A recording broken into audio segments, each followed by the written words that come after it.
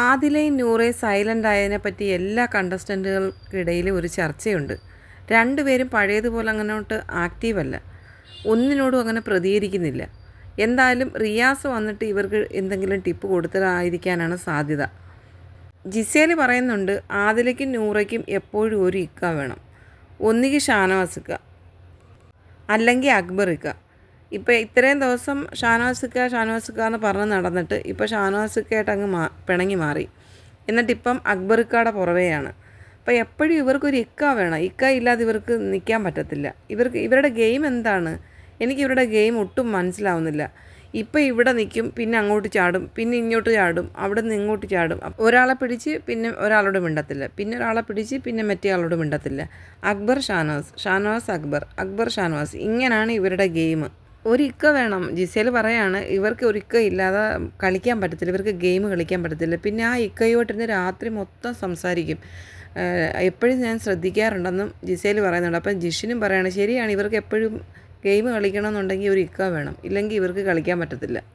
അക്ബർ ജയിക്കണമെന്നും പറഞ്ഞുകൊണ്ട് ക്രൂക്കഡായിട്ട് നിന്ന് ഗെയിം കളിച്ചുകൊണ്ടിരിക്കുകയാണ്. അങ്ങനെ അതിനായിട്ട് തന്നെ വന്നതാണ്. ജിഷിന് വന്ന സമയത്ത് പറഞ്ഞില്ലേ, എനിക്ക് വിന്നറാവണമെന്ന് പറഞ്ഞപ്പം ഞാൻ അവൻ്റെ മുഖം കണ്ടതാണ്. അപ്പോഴേ അവൻ്റെ മുഖം വാടിപ്പോയി. വിന്നറാവണമെന്നുള്ള അവൻ്റെ ആ ഒരു സ്പിരിറ്റ് എനിക്ക് ഇഷ്ടപ്പെട്ട്.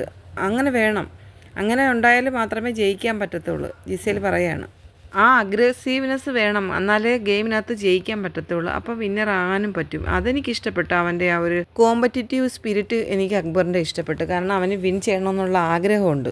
പക്ഷേ ശരത്തിന് അങ്ങനെ അല്ലായിരുന്നു. എന്ത് ചെയ്യണമെന്ന് പേടിച്ചു പോയായിരുന്നു ശരത്ത്. അങ്ങനെയാണ് ശരത്ത് ഇവിടുന്ന് പോയെന്ന് പറയുന്നുണ്ട് ജിസേൽ.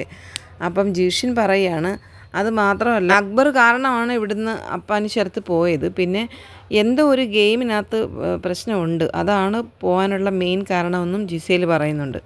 രണ്ട് പേരുടെയും കൂടെയുള്ള കൂട്ട് കാരണമാണ് പോയെന്ന് ജിഷിൻ പറയുന്നുണ്ട്. ജിസേൽ പറയുന്നുണ്ട്, അത് മാത്രമല്ല, എന്തോ ഒരു ഗെയിമിനകത്ത് മിസ്റ്റേക്ക് പറ്റിയിട്ടുണ്ടായിരിക്കണം, അതുകൊണ്ടാണ് പോയത്. പിന്നെ വോട്ടില്ലെന്ന് പറയുന്നത്, എങ്ങനെ വോട്ടില്ലാതിരിക്കും?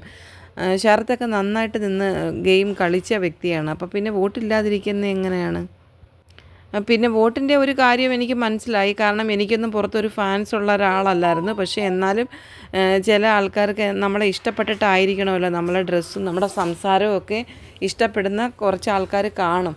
പിന്നെ ഈ ഗെയിമിൻ്റെ ഒരു സ്വഭാവം എങ്ങനെയാണ്, ഇതിലേക്ക് ആര് വന്നാലും അറിഞ്ഞുകൂടാത്ത ആൾക്കാരാണെങ്കിലും ഇത് കണ്ട് ആൾക്കാർക്ക് നമ്മളോടൊരു ഇഷ്ടം തോന്നും. അത് നമ്മളുടെ സ്വഭാവവും നമ്മളിവിടെ നിൽക്കുന്നത് എങ്ങനെയാണെന്ന് മനസ്സിലാക്കിയിട്ട് അവർ നമുക്ക് വോട്ട് ചെയ്യും.